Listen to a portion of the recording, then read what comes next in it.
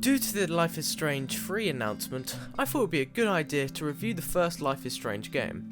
I know, I'm not a review channel, but what the heck, why not do it? It might lead to something else in the future. Life is Strange is a game that I hold dear to my heart, and that is due to the story, characters, gameplay and music.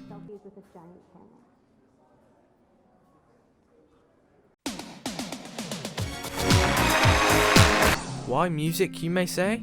It's because the Life is Strange series has an awesome soundtrack that has the ability to express the tone of the moment. You can either be sad or hopeful or even happy. Even in the menu screen when you come in, you can hear the relaxing sounds of Arcadia Bay below. I will be reviewing the game's core aspects, the story, gameplay, and the positive and negatives. So, let's start off with the story. The story starts off with our protagonist, Max Caulfield. She's an 18-year-old aspiring photographer and a senior at Blackwell Academy. We start off with Max waking up in a nightmare near a lighthouse, seeing that a giant storm has or will ravage the town of Arcadia Bay below.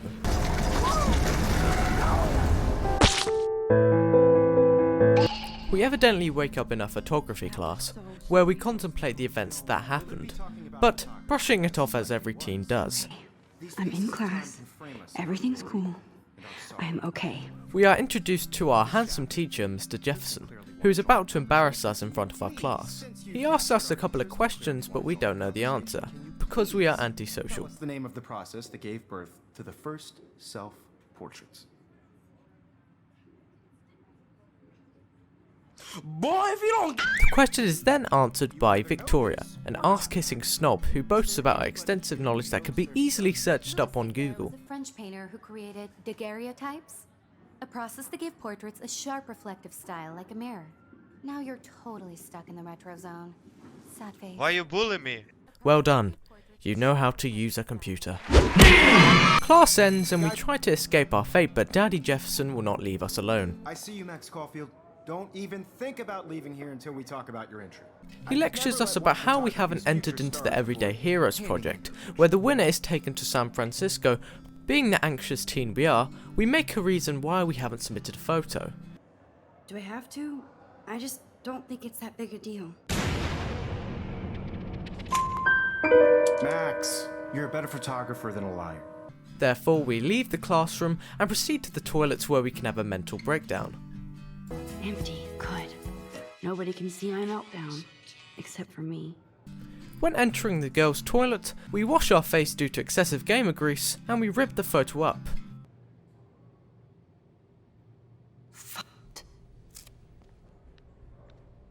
Because of character development? However, a blue butterfly arrives and we distinctively try to take a photo of it because we are artistic. After that, a boy called Nathan Prescott comes into the girls' toilet, even though he's a boy. Don't be scared.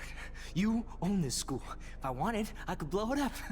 Whoa, okay there, fella. A blue-haired, edgy girl enters after him and they start to have an argument. If I went to them, man, I can see the headlines now. Leave them out of this bitch. I can tell everybody Nathan Prescott is a punk ass who begs like a little girl and talks to himself. You don't know who the fuck I am. Whoa! Jamal pulls out the 9, threatens the blue-haired girl, and fires due to her resistance. Psycho! No! Oh, I'm hurt! Oh! Max witnesses the event and tries to stop it, but then we end up back in our classroom? The exact moment when we woke up from the dream. Was it a dream, or did we just turn back time? Well, the right answer was that we turned back time. This allows us to change the events that unfold. We try out our time reversal powers by answering Mr. Jefferson's question with Victoria's. Now, Max, since you've captured our interest and clearly want to join the conversation, can you please tell us the name of the process that gave birth to the first self-portraits? The Daguerrean process, invented by a French painter named Louis Daguerre around 1830. Somebody has been reading as well as posing. Nice work, Max. We try to get to the girls' bathroom to stop the murder of the blue-haired girl, redoing the things we did before, and evidently, Nathan and the blue-haired girl return. To stop the ensuing fight, we try to activate the fire alarm, which I tried to do but fail miserably. Psycho! Wait from me, Psycho! I need a hammer to break it open. When the fire alarm sounds, Nathan gets confused and this allows the blue-haired girl to take the gun off him and run away. We leave the toilets after Nathan and blue-haired girl leave, but we are questioned by G.I. Jackass. He suspects we have done something wrong, Had to use the bathroom. Girls always use that excuse. which we did, but won't confess. The principal gets his dog to stop barking, and then we are questioned by him. Or have you done something wrong? Is that it? Well, Max, talk to me. We can either choose to report Nathan or hide the truth. I chose to lie because I didn't want to be found out by Nathan. I just got sick in class.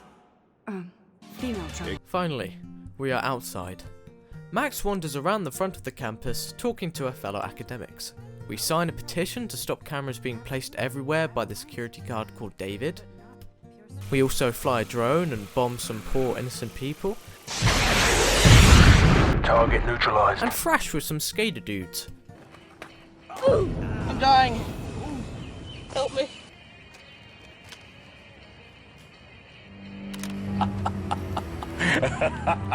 Our task now is to get Warren's flash drive from our dorm, which we do, but we run into a problem. Victoria and her mentally deranged followers are blocking the path, also exchanging some disses to me like, selfie ho, The selfie hoe of Blackwell. or go fuck your selfie. Why don't you go fuck your selfie? Oh, good one, you slut. Using our time powers, we find a way to get Victoria to stop blocking the path with her flat ass. This involves water and some white paint. No way! No fucking way! Okay, Victoria? After this funny event, we can either comfort her or make fun of her. I comforted her, of course, because I'm a good person. Maybe. The next stage, the dorm.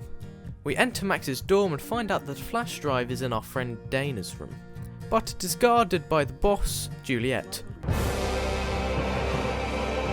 I got a bad feeling about this. Which we beat instantly due to our quirky hipster personality. What's my last name? Juliet Watson. Duh. I'm flattered. Now we have the USB in our grasp, we head to the car park to meet Warren, but we see David questioning Kate. I'm given a choice. Take a photo of this or intervene. I chose to intervene, making David angry, but making Kate happy. You're part of the problem, Missy. I will remember this conversation.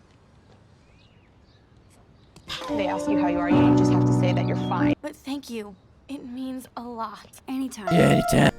We continue to Warren where we exchange banter on films and media. Max, how are you? Here's your flash. Nathan arrives with a stick up his ass and starts to threaten me. This is due to the fact that he thinks we set off the fire alarm in the toilets. I know you like to take pictures, especially when you're hiding out in the bathrooms. Me, what to do? Get away from her, dude!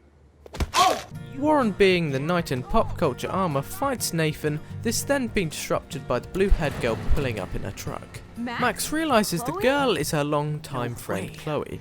They drive off and reminisce about their past, then ending up at Chloe's home. Oh, and thanks, Chloe.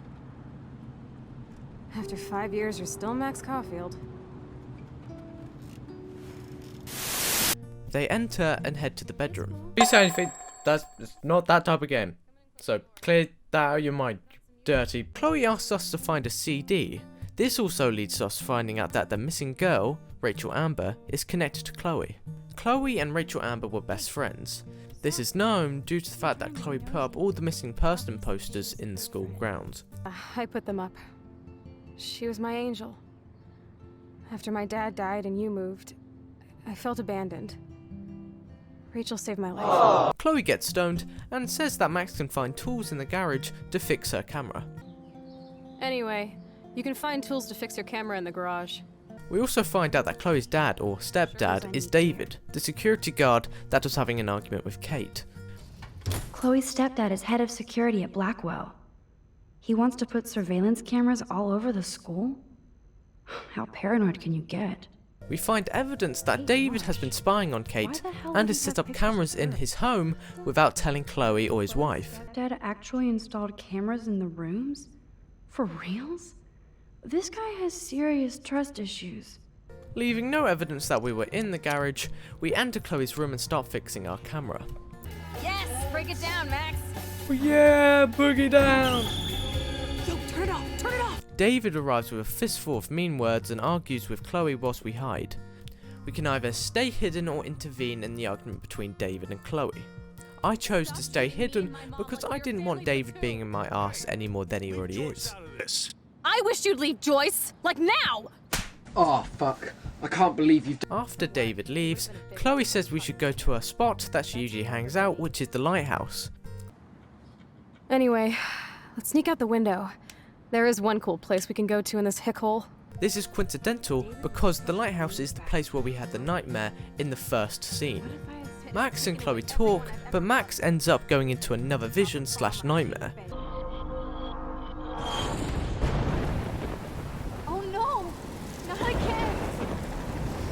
This leads us to finding out the date of the storm, October 11th, which is 4 days from now. October 11th? Is this Friday? That's only 4 days away. Max returns and talks to Chloe about what just happened. Chloe doesn't believe her, but this is interrupted by the fact that it is snowing and it's 80 degrees. Saw you get shot, Chloe. Saw you actually die. You need to get high. It's been a hella insane fucking day.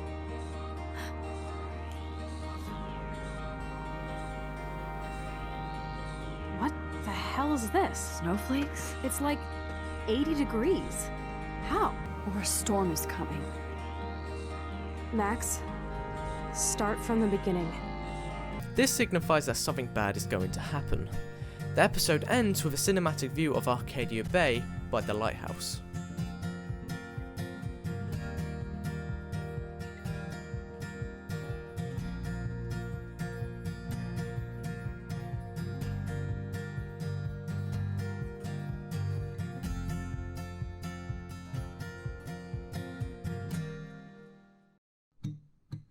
My thoughts on this episode. This first episode introduces the characters very well. We understand that Max feels like an outsider and so does Chloe. That is their friendship. They are both different people in an ever-changing world. The episode named Chrysalis signifies the end stage of the development for a caterpillar to turn into a butterfly. This symbolises Max turning into a new person. This is also significant because the butterfly effect is also introduced in this episode. When a decision is made, a butterfly is seen fluttering in the top left corner of our screens. The thing that I like about this game as well is that our decisions aren't set in stone. If we decide to, let's say, report Nathan, Max would say that maybe that wasn't the right idea. This allows us to change our decision to the one we want. The time powers are quite linear, they're quite straightforward. There's nothing really too hard to figure out about it, and maybe now people might see it as a bit, outdated and they could have done way more. But obviously, this came out in 2015, so the developers probably saw this as a big thing.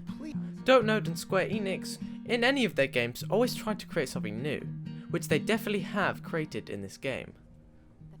As the first episode for a graphic adventure game, it definitely withstands. We want to know what's going to happen in the future of the game. Like, why do we have these powers? Why is there a storm coming to hit Arcadia Bay?